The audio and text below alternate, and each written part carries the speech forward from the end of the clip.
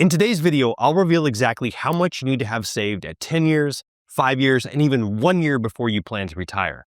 These are not just guesses, they're specific research-backed thresholds from major financial institutions that are designed to ensure that you don't run out of money when you need it the most. More importantly, I'll show you why common advice like just make catch-up contributions later on often falls short, and I'll equip you with some very practical strategies to close any gap, no matter your current savings level. If you're new to this channel, my name is Cody Gunn. I'm a chartered financial analyst and the founder at Arrowstone Wealth, where we help clients retire by optimizing their investments and minimizing taxes. And with that, let's dive right in. So when it comes to preparing for retirement, one question absolutely dominates. How much do I really need to save each year to retire comfortably?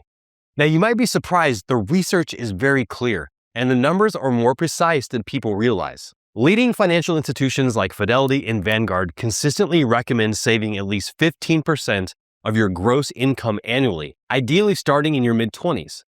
This isn't a random target. It's a result of deep analysis into real-world retirement spending patterns and how much income you'll need to replace and the long-term market behavior. Now, Fidelity's 15% benchmark generally assumes 4 things.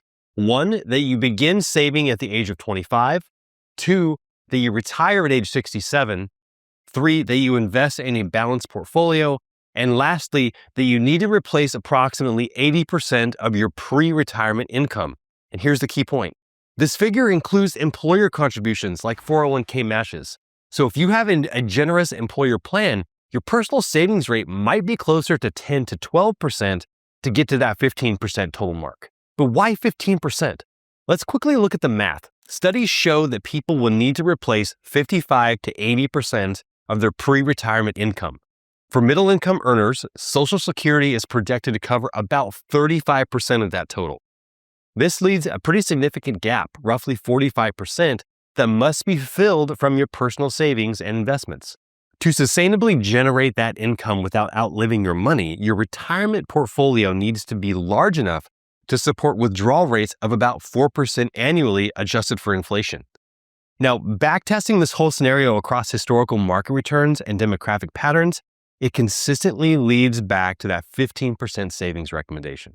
To stay on track with that 15% rule, Fidelity also recommends these age-based savings checkpoints. By age 30, you want to aim for 1 times your annual income.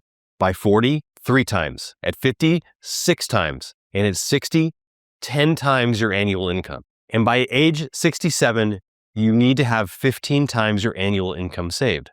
These are cumulative, and missing them early makes catching up exponentially harder. Because if you delay saving, the math really starts working against you very quickly.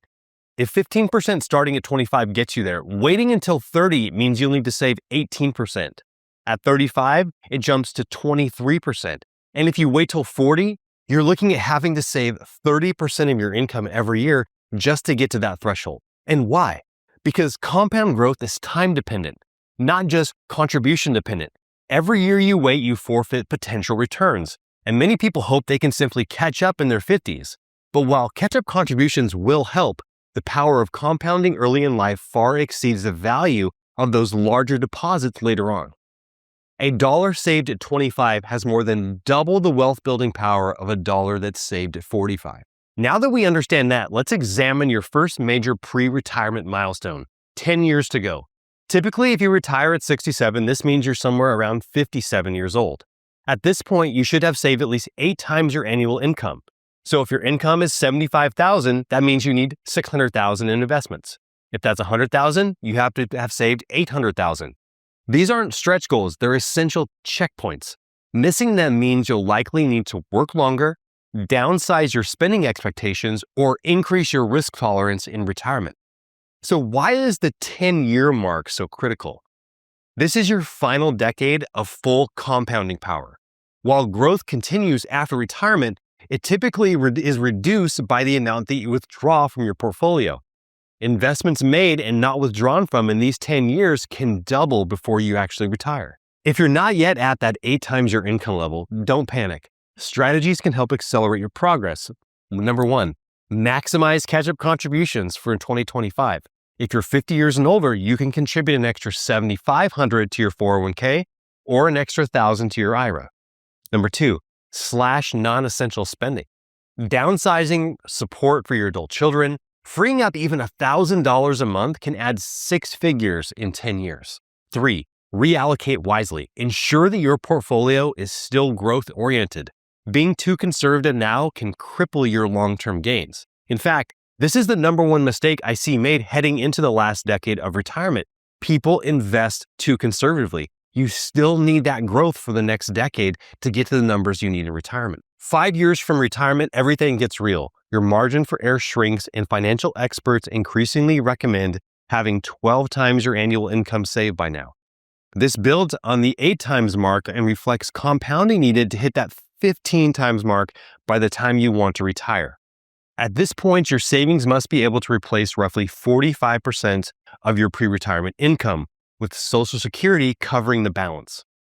Falling short now means taking on significantly more risk, delaying your retirement, or accepting a lower standard of living. These figures may seem daunting. A $100,000 income means $1.2 million is your target right now. But this stage is about protecting what you've built while maximizing every single remaining opportunity that you have. With just 5 years to go, you no longer have decades of compounding. The math becomes really unforgiving. Doubling your money in 5 years requires an annualized return of 14%. You likely can't afford the risk to achieve this type of return. Recklessness now can actually do more harm than good. Calculated, aggressive moves are needed if you are behind, though. This is the phase where your portfolio shifts from pure accumulation to a more balanced approach. You're in the retirement red zone, where volatility becomes your biggest enemy. A top threat now, sequence of returns risk. Poor market returns just before retiring and you start withdrawals. A 20% loss at age 62 can permanently impair your income stream. To mitigate this, near retirees often reduce equity exposure slightly, but you cannot be too conservative. You allocate 2 to 3 years of income to some stable assets and use a dynamic withdrawal strategy to bridge those gaps in the portfolio. And you need to take advantage of aggressive catch-up strategies. Max out your contributions if you can. That $7,500 extra you can put in your 401k or the $1,000 extra you can put in your IRA every year could be crucial at this point. And get this, beginning this year, 2025, new IRS rules allow a special mega catch-up contribution of $11,250 for individuals who are between 60 and 63 years old and can put that money in their 401k plan. This is an enormous opportunity to front-load savings, potentially adding $50,000 in tax-advantaged contributions in just 4 years. Also, slashing large recurring costs can even be more powerful than increasing income now. Downsize your housing, eliminate any of those vehicle loans that you have, stop financially supporting your adult children if you can, and defer major lifestyle upgrades. At this stage, if you can simply redirect $1,000 a month to savings, that can add over $70,000 in just 5 years with good market returns. Now that you understand the critical 10 and 5-year savings milestones, fill out the questionnaire in the description, and I'll send you a personalized video analyzing exactly where you stand on these benchmarks and showing you specific strategies to accelerate your progress. And now, the final countdown, 1 year before retirement. There's no more time for long-term course corrections. At this point, most financial experts agree that you should have saved at least 15 times your current annual income. This is the culmination of decades of planning and sets the foundation for retirement that can last 25 to 35 years or more. So why 15 times?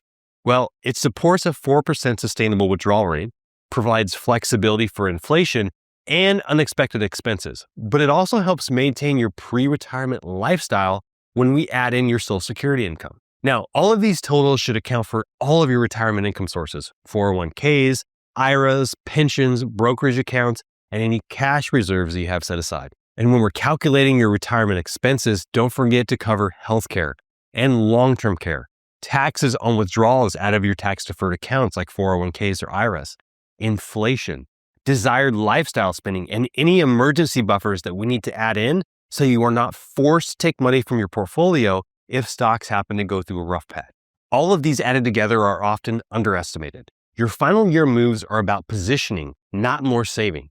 Your portfolio needs to be positioned at this point to sustain your spending through a very long retirement. You shouldn't just be geared toward growth assets, but have a balanced portfolio that is a mixture of income-producing assets alongside of those growth drivers. Establishing a withdrawal reserve is critical during this time in order to avoid having to sell assets in a market downturn. The single biggest early retirement risk is what's called the sequence of returns risk.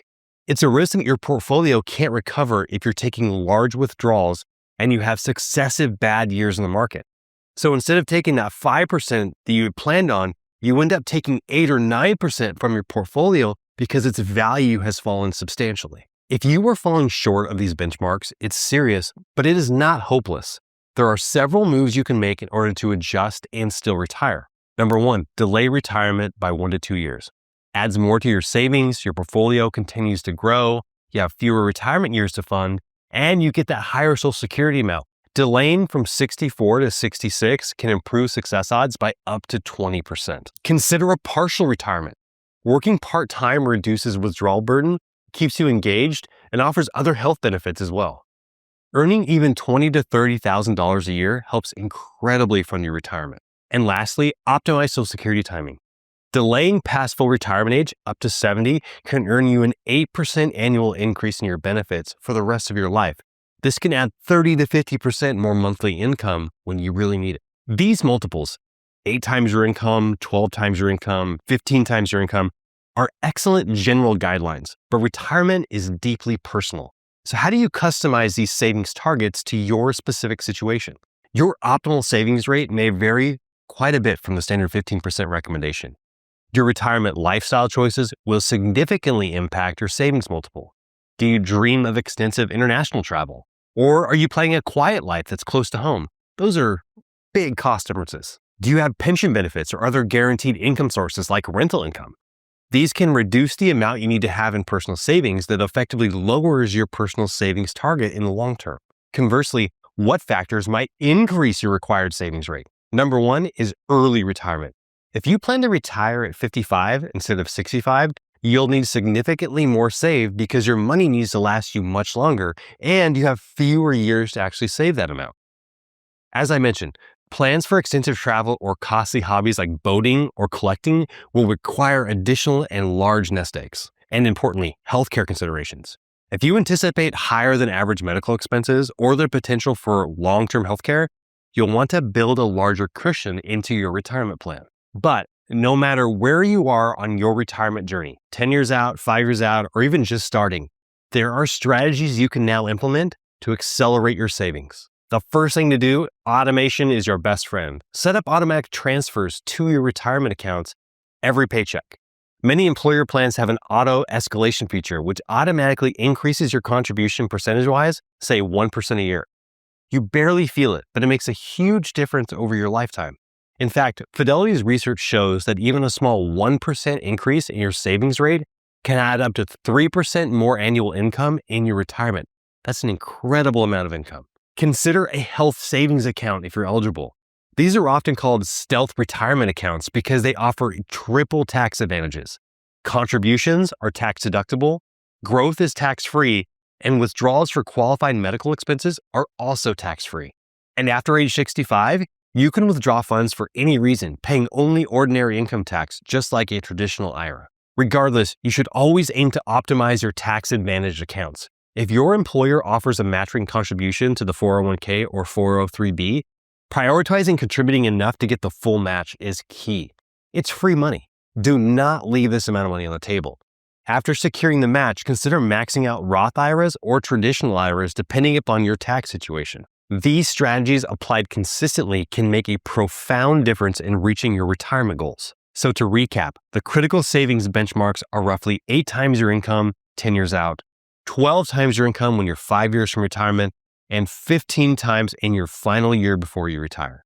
These aren't just numbers. They're your guideposts to a secure retirement, prompting strategic shifts in savings, investings, and risk management as you progress and get closer to retirement. Now, everyone's journey is unique. These benchmarks are vital, but your personal situation, your lifestyle, your health, and other income, they matter immensely.